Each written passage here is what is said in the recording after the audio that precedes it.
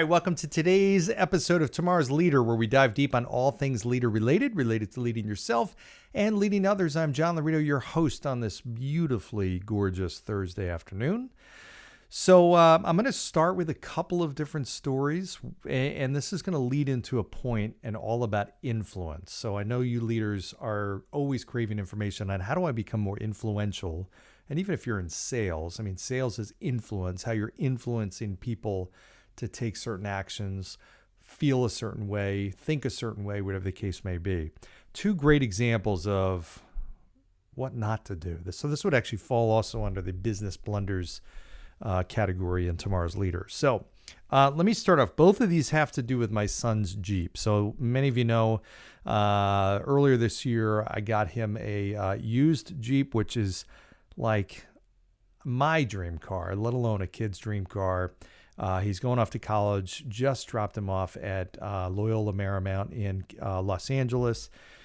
Oh, wow, what an incredible place, but heartbreaking to leave him there. And he's 3,000 miles away, and I'm hating it. So in any event, that's a whole nother episode.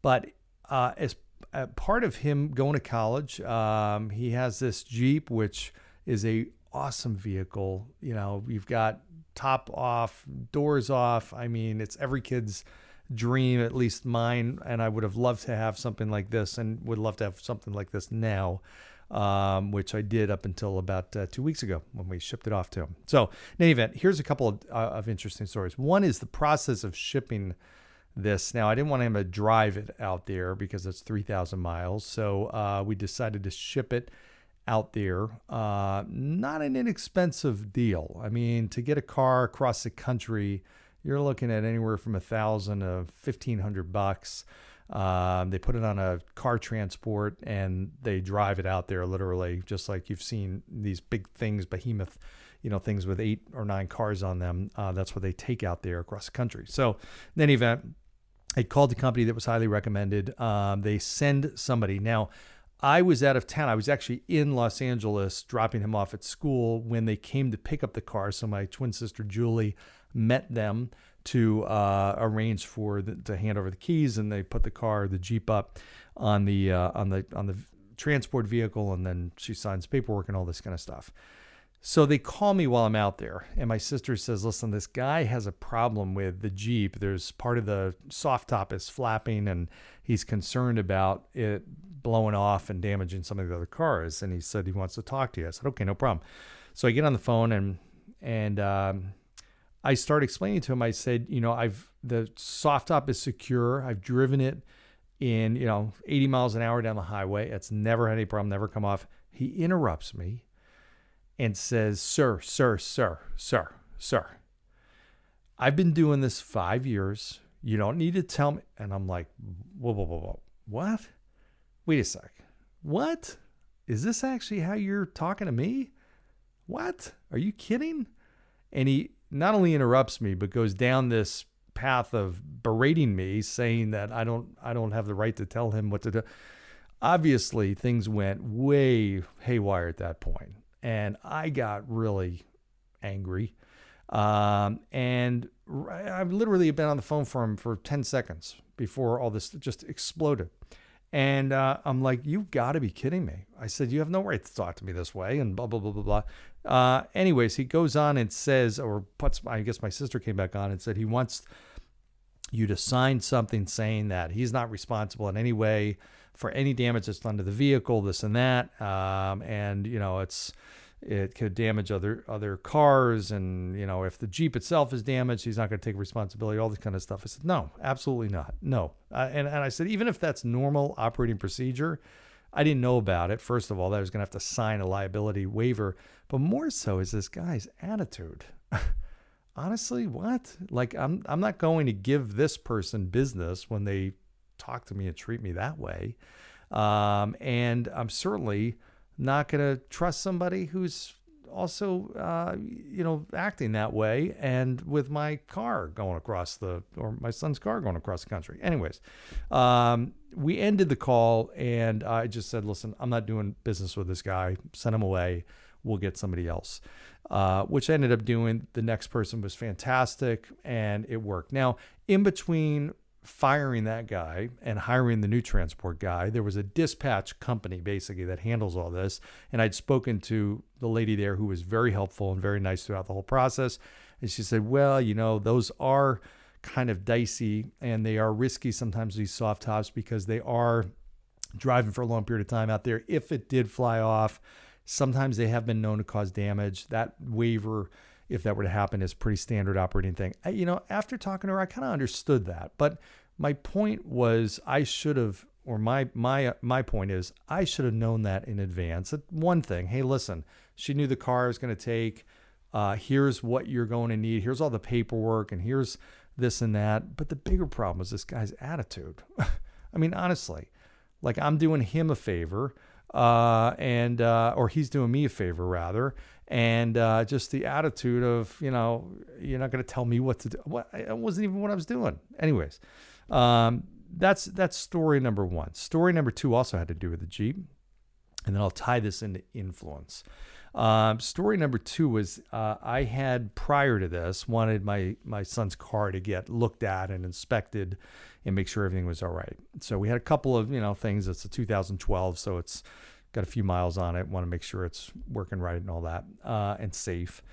And so we took it to one place first to look at. They looked at it. They said, everything is fine. No problem at all whatsoever. We just did an oil change. That's it. I said, all right, no problem. Paid whatever it was. Got the car back. Well, maybe a couple weeks after that, it started to have some other issues. It didn't start one day. It wasn't the battery. Thought maybe it was the alternator or something like that. And it was making some funny noise, the clutch and stuff like that. So all kinds of problems. I don't know cars that well, or really much at all, other than a few things. So I'm like, okay, well, let's take it to somebody else. And we took it to another place that had been recommended. And this guy, now keep in mind, this was only 2 weeks after the first place looked at it, said everything was great, and all you need is an oil change. Now this person looked at it, and my son Nick calls me up, and he apparently had gotten this information before I did. He said, yeah, they found a number of problems. I said, a number of problems? He said, yeah, they found everything from the brakes to the alternator to this and that, clutch. And he said, it's going to be $5,000. I'm like, what? What are you talking about? $5,000? How did this go from $0 to $5,000 or $50 to $5,000? And I ended up going there, seeing the guy. And, the conversation basically was like, well, it looks like, it needs, this is, I think what it needs is this, a new clutch. And yeah, this too. Well, maybe not this part. He's handing me the invoice and he's going through this $5,000 invoice and saying, well, maybe you don't need this, but you need that. And this is a must. Well, this one, I don't know if you really do need it or not. Now, meanwhile, he was the one who did this inspection. He was the one who made the recommendations. He's the one who came up with the $5,000 invoice. Now, all of a sudden I'm thinking, okay, well, you don't really know, or you're not projecting that you're very confident in this, first of all. Secondly, I'm starting to question your character a little bit, because how does this $5,000 figure come out? I don't really buy the fact that this Jeep needs $5,000 worth of repairs. Anyways, needless to say, I leave, get another recommendation, take it somewhere else. And this time they said, listen, to be very honest with you, we have not been able to duplicate the problem. So we cannot definitively say, haven't been able to duplicate the symptoms. So we cannot definitively say what the problem is. I could tell you what we think it is. What we think it is this, in which case it's going to be about $1,100. But we can't be certain of this. And we want to be full and fair disclosure on that. If you want to go ahead with that repair, it's $1,100, but we have not been able to replicate the symptom. And for that reason, we can't definitively tell you that's the problem. Hey, I respect that 100%. We ended up not doing it, but at the same point, we're going to go back to them if there is a problem and we can confirm that, or the symptom continues, which it hasn't. We'll go back to them. Absolutely, no problem, because they were confident. They were honest. I felt they were trustworthy. Bottom line is, here's what influence comes down to. I look at the 4 C's. When you're trying to influence somebody to do something and ultimately take a step in a direction that they have not taken before. I don't care if you're leading an organization or you're in sales or you run an auto repair shop.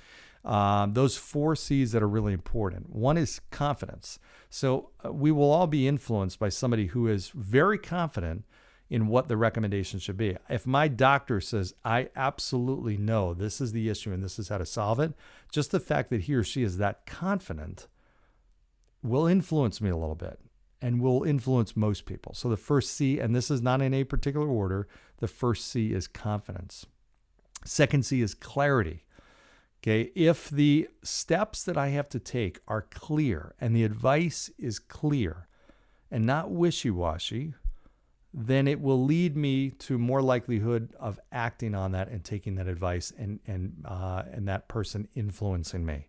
If it's confusing, if it's cloudy, if it's complicated, I'm not going to be likely to take action.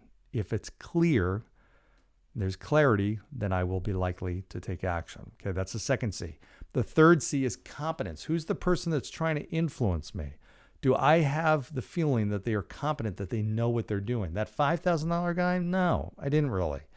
The same way I would for many people, if I don't feel that they have the expertise or they've had successful experience with what I'm trying to do, and that experience has been recent, or they have a track record of success, then I'm less likely to follow them, right? If I'm working with a personal trainer who's really out of shape and overweight, I'm less likely to take their advice and work with them as a trainer because they have not done it for themselves.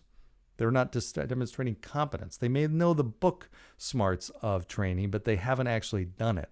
So my confidence in their competence is not very high. So that's the third C. And the fourth C is character, as you can imagine. I need to be able to trust this person. I need to know that they have my best interest at heart. Okay, so if I'm a leader, my people are not going to follow me if they feel like my leadership is all about me and it's not helping them get what they want and get where they want. Ultimately, it's got to be about them. And if you're a leader and you've got a big, bold vision, you have to be great at tying that individual to the vision. When we get to this vision, here's what it means to you in your role. Here's how your life's going to change. Here's how you're going to benefit. The WIFM, what's in it for me? That's a key part. And character is all about helping people attain what they want to attain and what's better for them and what's going to make their life better. Okay, so those are the 4 C's that I think are absolutely imperative to influence. One is confidence. You are projecting confidence. This is the direction we need to go. You're going to be more likely to influence people to go there. Clarity. Is it a simple path or is it confusing? If it's confusing, cloudy, foggy, whatever, they're less likely to follow you. Third is competence. Do you demonstrate competence? Have you taken this road before? Have you had recent success with what they're trying to do? Do you have a strong track record? Do you have the knowledge? These are all things that are going to contribute to the competence.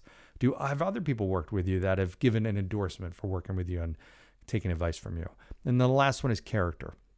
This is showing that you care about this person and your advice, your leadership, your direction is all about helping them attain their goals and helping make their life better. Okay, so 4 C's to influence. This is a fantastic topic, I think, for any leader. Everybody can get better in this and more impactful, influence more people in a more positive way. And that's what this is all about. And certainly my friends running those two friends at the Jeep organizations there could benefit from this podcast. So anyway, hope this helps. As always, greatly appreciate your ideas on future guests and content and stories and all kinds of stuff. I'll give you a shout out as I have several times before for those of you who do submit some stuff. As always, share, subscribe, like, go down below, give 5-star review, and I will see you next time. Thanks.